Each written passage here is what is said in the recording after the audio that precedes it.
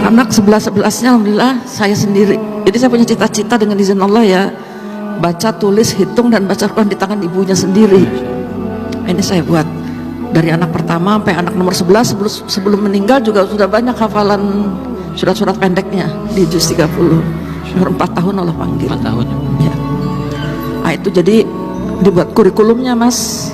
Sampai di kurikulum ya, Bu. ya dibuat. Saya bikin sendiri. Bun, Iya. saya mau nanya ke Bunda deh. Siap. 10 Bun, 10 anak Bunda Yang ada. yang ada. Saya aja 3 Bun di rumah, kadang suka bingung ngurusnya bagaimana. Kasih tips dong Bun, 10 anak yang ada, semuanya hafiz Quran. Apa sih tips yang paling utama yang harus dilakukan oleh orang tua agar anak-anak bisa menjadi seperti itu? Itu Bun. Bismillahirrahmanirrahim. Rabbi shrah li sadri wa yassir li amri wahlul 'uqdatam min lisani yafqahu qawli. Pertama memang tips ya, praktis. Boleh Bun. Menyandarkan diri kita kepada Allah Subhanahu wa taala. Karena anak ini titipan. Jadi minta tolong sama Allah. Hari itu kok saya tiap tahun melahirkan. Jadi orang lihat saya itu kalau nggak gendong di dalam, gendong di luar. Anak yang paling dekat umurnya itu nomor 1, nomor 2, sama nomor 6 dengan nomor 7 dengan nomor 8. Nah alhamdulillah ke-4-4-nya sudah selesai 30 juz dan ya secara umum Allah beri karunia berprestasi.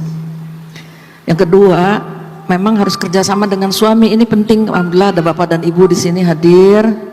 Tepuk tangan buat bapak-bapak utamanya. Tepuk tangan bapak-bapak. Karena pemimpin dalam keluarga itu adalah bapak. Ya. Istri pada dasarnya yang mengikuti visi bapak. Dan alhamdulillah suami saya klop, Allah kasih. Ya, dia sibuk dakwah, tahu-tahu dilihat sampai rumah anaknya udah pada pintar ngaji. Masya Allah. Udah bisa baca Quran, hafalannya sudah nambah. Begitu lihat saya hamil terus, jadi dia ambil anak yang paling gede untuk setoran hafalan sama bapak. Nah, saya sementara pegang adik-adiknya. Yang ketiga, memang ini tips juga ya, saya kira penting Bapak Ibu membuat peta kayak kurikulum lah gitu.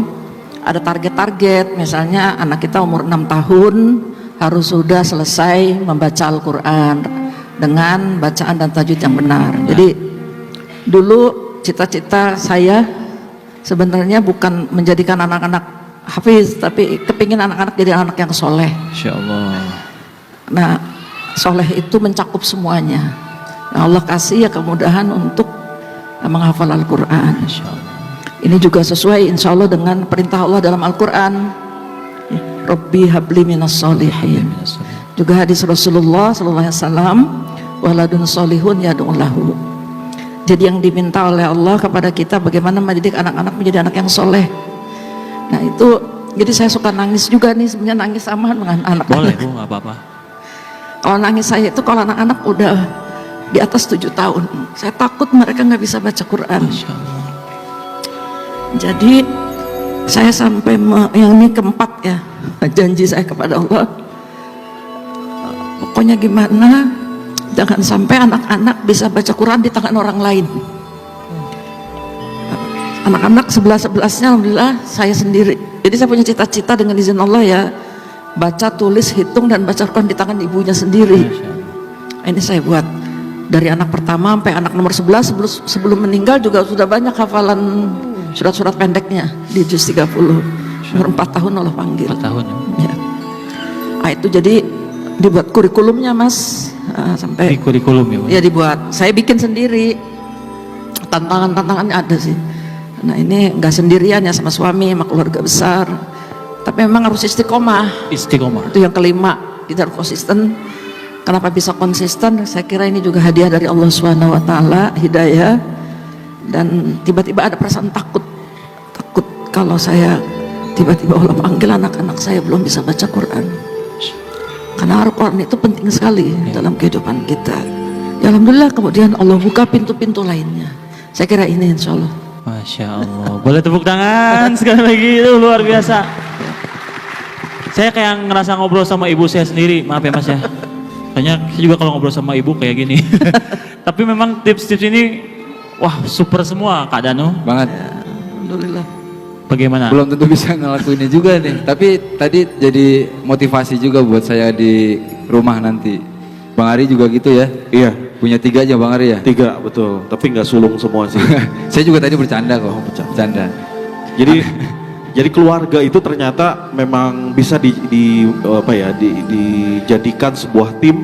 Betul. Gimana caranya bisa bersama-sama saling kerjasama ya Bu ya. Iya. Saling bantu membantu gitu. Yang udah bisa ngajarin adiknya gitu mungkin ya Bu ya. Iya, saya buat seperti itu. Jadi anak-anak jarang keluar rumah. Saya bikin anak nomor 1 bertanggung jawab dengan anak yang nomor 9. Oh iya. Anak yang nomor 2 bertanggung jawab dengan anak yang nomor 10. Jadi tingkat kesulitan yang paling tinggi dipegang oleh anak yang paling besar. Masya Allah. Sampai sekarang jadi masih ikatan saudara itu. Alhamdulillah. Jadi tidak hanya sekedar hubungan saudara damia ya, nah, tapi juga hubungan-hubungan ideologis. Nah, ini saya bilang ini kelak akan menjadi saksi nanti di hadapan Allah bahwa tugas ibu